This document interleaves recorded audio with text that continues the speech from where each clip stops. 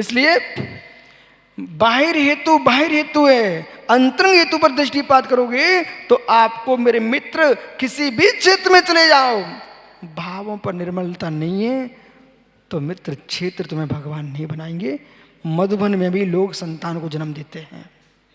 राजू पांड्या कहाँ है? बेटा कहाँ है? देखो राजू पांड्या से मैंने पूछा बेटा कहाँ है? बोले बाहर है। मतलब बालक का जन्म कहाँ हुआ? मधुबन में हुआ कि बाहर हुआ? मधुबन में हुआ ना।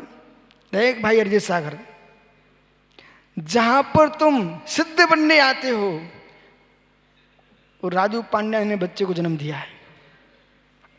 इसलिए भूमि भूमि है, प्रणाम प्रणाम है। बैठो भैया, बुरा नहीं मानना है। भूमि भूमि है, प्रणाम प्रणाम है। एक भूमि पर जीव मोक्ष जा रहा है और उसी स्तर पर बैठा बैठा एक जीव नरक की ओर जा रहा है। इसलिए ज्ञानियों विशुद्धि संक्लेशता के कारण जो बाहिरंग निमित्त हैं वे तभी बनते हैं जब तुम्हारा उपादान सशक्त है। संक्लेशता के स्थानों पर भी विशुद्धि बनती है, आपको बोध होना चाहिए। माता जी 5 पांडव मुडराज, निरंजन साहब महाराज जी 5 पांडव मुडराज, ये कितना बड़ा संक्लेशता करेंगे। लोग के गरम गरम आभूषण पहना दिए दुर्योधन के लोगों ने, कितनी संक्लेशता कारण था, लेकिन शरीर झुलस रहा था। पर योगीश्वर क्या कर रहे थे? ओह, जिससे जो जल रहा है वो जलने ही वाला था, मैं तो नहीं जल रहा हूं। और ध्यान में लीन होकर के 2 ज्ञानी सर्वार्थ स्थिति चले गए और 3 मोक्ष चले गए।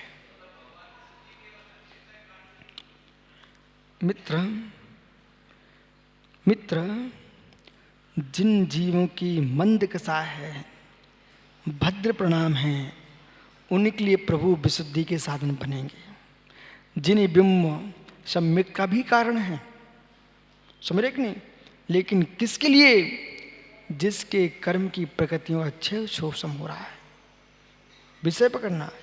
वहीं पर तीर्थंकर ऋषभदेव के समुषण में कितने जीव दीक्षा ले रहे थे, पर मारीची तो भग गया। मारीची तो भग गया।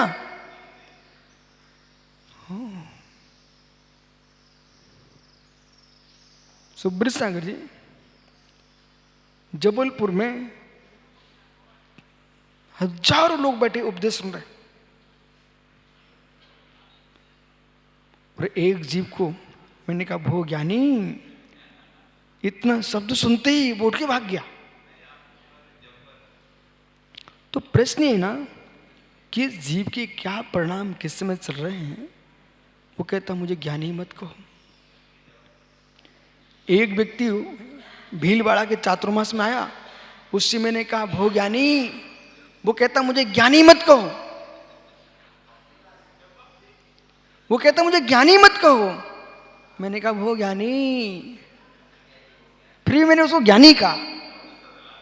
तो दूसरे व्यक्ति वहां पर और खड़ा था, वो कहता कि तो क्या बोलूं भाई, तुझे जो कहना कि मैं तो ज्ञानी कहूंगा। वो कहता मुझे अज्ञानी कहो, मुझे मूर्ख कहो। मैंने कहा मित्र, आपको बोध होना चाहिए, हमने समय सार पढ़ा है, उसमें निगोदिया को भगवान आत्मा के रूप में देखा गया है। तुम तो पंचेंद्रिय हो। गंगवाल जी, सामने वाला गुस्सा करता रहा और मैं फिर भी उसको ज्ञानी ज्ञानी कहता रहा। सामने वाला गुस्सा कर रहा था पर मैं उसको ज्ञानी बोल रहा था। लोग पीटने खड़े हो गए उसको। मैंने कहा नहीं, भगवान आत्मा है, कभी किसी पर हाथ नहीं मारना। उसको मैंने सुरक्षित भिजवा दिया। लेकिन ध्यान रखना चाहिए,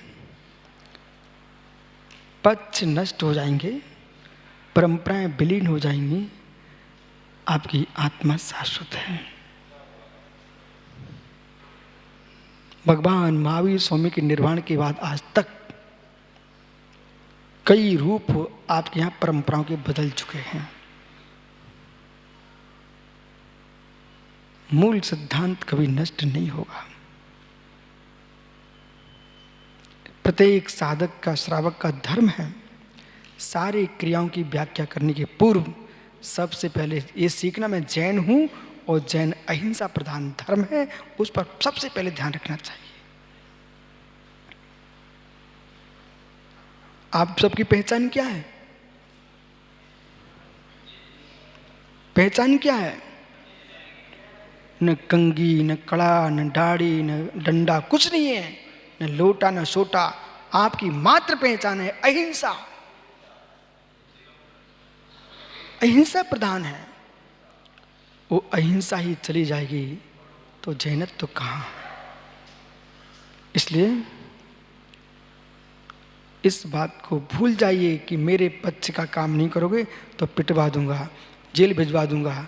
तुमको पता ही नहीं है, तुम्हारी अहिंसा विलीन हो चुकी है, समाधि संभव नहीं है।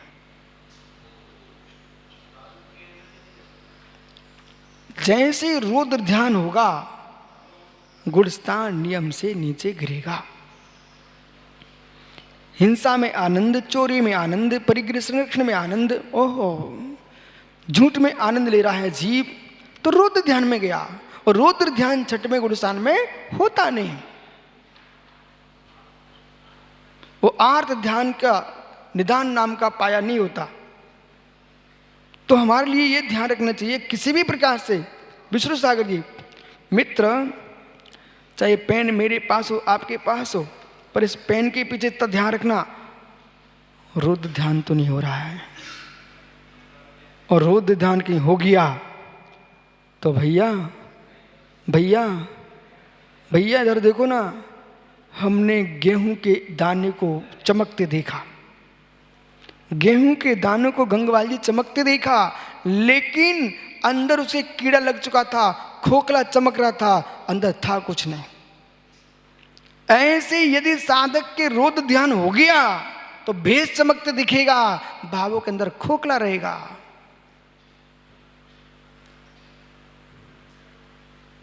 ज्ञानियों, जितनी माताएं बैठी हैं, 24 घंटे इस बात का ध्यान रखना अपन को, हे प्रभु, इन नरों को धन्य हो तो दिगंबर मुनि बन सकते हैं।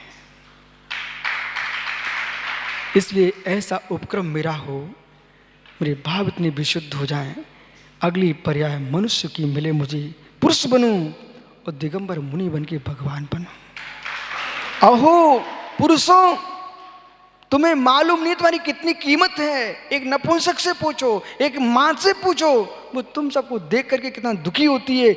ओहो, मैं नारी पर्याय में कैसे नीच अधम रूप में देखे जा रहे हैं, और एक नपुंसक बेचारा कहीं का भी नहीं है, उसके सामने तुम कितनी मान हो। अपनी मानता नष्ट मत करो, भगवान बनने का पुरुषार्थ करो। विराजो।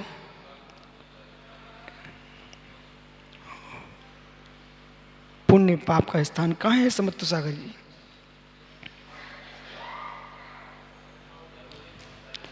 पुण्य पाप का स्थान कहाँ है?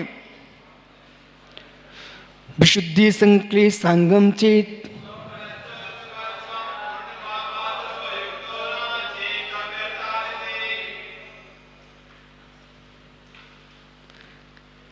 जहाँ विशुद्धि है वहाँ पुण्याश्रय है, जहाँ संक्लिष्टता है वहाँ पापाश्रय।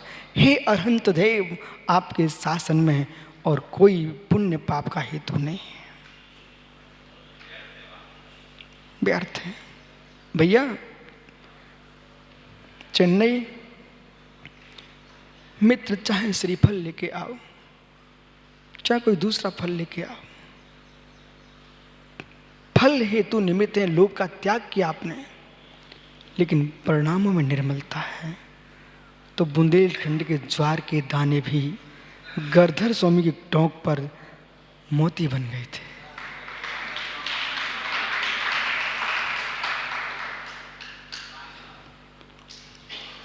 राजू, सम्मेद शिखर में बहुत दिन पहले एक बहुत बड़ा सेठ दर्शन के लिए आया। दो गरीब बालक 18-18 साल के युवा, उन्होंने सोचा सेठ जी मैं भी तुम्हारे साथ चलता हूँ, आपका काम करते रहेंगे, हम भी वंदना कर लेंगे। वो जमाना था तो तुम सुबह बैठो शाम को आ जाते हो, लेकिन एक समय था कि व्यक्ति जब चलता था शिखर जी, जब देख ले कि चलने के दिन हो गए, आ गए तो ठीक है, नहीं आए तो ठीक है। तो बैलगाड़ी से आते थे, घर वाले विदा कर देते पूरी, आ गए तो अगवानी कर लेंगे, नहीं तो हमारी तरफ से गए। मालूम तो वे दो बालक साथ में आए। संक्षेप में समझो, वो देव का खेपत नाम के दो बालक थे। सम्मेश घर में दिन भर काम किया बच्चों ने, सेठ जी की व्यवस्था बनाई और उन्होंने सोचा सुबह आके पुनः सेठ जी का काम करेंगे, इसलिए बालक रात्रि के 12 बजे ही चढ़े गए। और जैसे उनके पास कुछ तो था नहीं, अपने घर से ज्वार के दाने लेके आए थे। ज्वार समझते ना, ज्वार। और जैसे ही गणधर स्वामी की, गौतम स्वामी की टोंक पर पहुंचे, उन दोनों बालकों ने ज्वार के पुंज चढ़ा दिए और आगे चले गए। इसी बीच में सेठ जी साथ बात के साथ पहुंचे, दलबल के साथ, पर जैसे ही मोती देखे जहांजी जी, उनके तो प्रणाम, क्रोध आकाश का स्पर्श करने लग गया। और मेरे से पहले किसने चढ़ा दिए ये मोती? बोले आगे जाओ, उसको चरण नहीं दिख रहे भगवान को, बोले आगे जाओ, पकड़ के लाओ कौन है। बेचारे कांपते कांपते दोनों बच्चे उन्होंने पकड़वा लिए। बोले कहाँ से चुरा के लाए हो, किसने दिए तुमको मोती? बोले सेठ जी मैं तो इसलिए जल्दी आ गया था, आपका काम करना था मुझे, मैंने सोचा जल्दी कर लूँगा, सेठ जी जब तक आएंगे उनका सब व्यवस्था बना दूंगा। मेरे पास कुछ नहीं है, ये मोती मेरे पास कहाँ से आएंगे? मैंने तो ज्वार चढ़ाई, देखो मेरी थैले में ज्वार है। बोले दिखाओ, उसमें ज्वार थी। बोले मेरे सामने चढ़ाओ। आहा प्रभु, नहीं है मोतियों के भूखे, और मोती दिखाए वालों के पास चमत्कार कहाँ? मोती अहंकार के चढ़ाने के पास चमत्कार नहीं होते हैं, श्रद्धा की ज्वार में चमत्कार हो जाते हैं। उन बालकों ने अपने थैले से जैसे ज्वार के दाने निकाले और पुनः चढ़ाए, सेठ जी के देखते देखते मोती हो गए।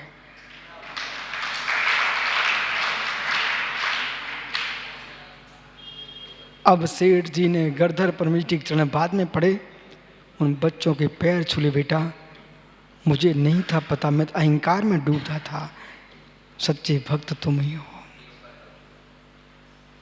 इसलिए भैया जितना उत्तम द्रव्य तुम्हारे पास हो सब चढ़ाना, लेकिन मान को हटा के चढ़ाना।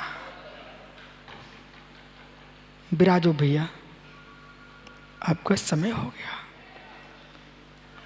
दुन्नम प्रणामो, मैंने इसलिए कहा था गाथा बहुत गहरी है। दुन्नम प्रणामो, पुण्य प्रणाम पाप प्रणाम, ये जीव के हाथ में है। दोनम पुग्गल मित्तो भावो कम्मत्तणम पत्तो, और दोनों ही जो हैं दुन्नम, शुभ प्रणाम अशुभ प्रणाम। पुग्गल मित्तो कार्मान बरगड़ां के योग्य पुद्गलों को पिंड रूप भाव को, ज्ञान आदि कर्मों के अवस्था को प्राप्त कराता द्रव्य कर्म का कारण बनता है। इधर देखना, जैसे ही भाव कर्म किए और द्रव्य कर्म का आश्रय हुआ। द्रव्य कर्म आने के पूर्व जीव भाव कर्म करता है, और भाव कर्म होते ही द्रव्य कर्म कर्म रूप परिणत हो जाते हैं। चेदन प्रणामो जो कम्मासण हुई, मित्र जो चेदन के परिणाम हैं उनसे कर्म का आश्रय होता है, भाव का आश्रय, और कर्मों का आना द्रव्य आश्रय है। आचार्य जयसेन स्वामी अमृतचंद स्वामी की टीका आगे विचार करेंगे। आपका समय हो गया, इसलिए ज्ञानियों आज इस गाथा को सुनकर के प्रति क्षण प्रति पल जहाँ चाहो वहाँ आप पाप का क्षय कर सकते हो और पुण्य का आश्रय कर सकते हो, पर दृष्टि में रखना दोनों का क्षय हो जाए, मैं शुद्ध उपयोगी बन के भगवान बनूं। आत्मा स्वभावं परिभाव भिन्नम, आत्मा स्वभावं परिभाव। आत्मा का स्वभाव प्रभाव अत्यंत भिन्न। महावीर स्वामी की यह सर्वज्ञ शासन। नमोस्तु शासन। जयवंतो जयवंतो वितराग श्रवण संस्कृति। भगवान परमेश्वर ने, जिनेश्वर देव ने वस्तु धर्म को संपूर्ण सृष्टि में सत्यार्थ दृष्टि से प्ररूपित किया। आत्महितैषी जीव, आत्मान्वेषी जीव इस बात को देखता है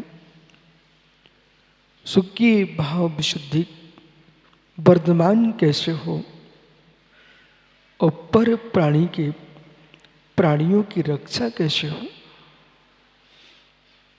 कारुण्य दृष्टि जैनत्व का मूल सिद्धांत है। संपूर्ण आवश्यक करुणा से पूरित है।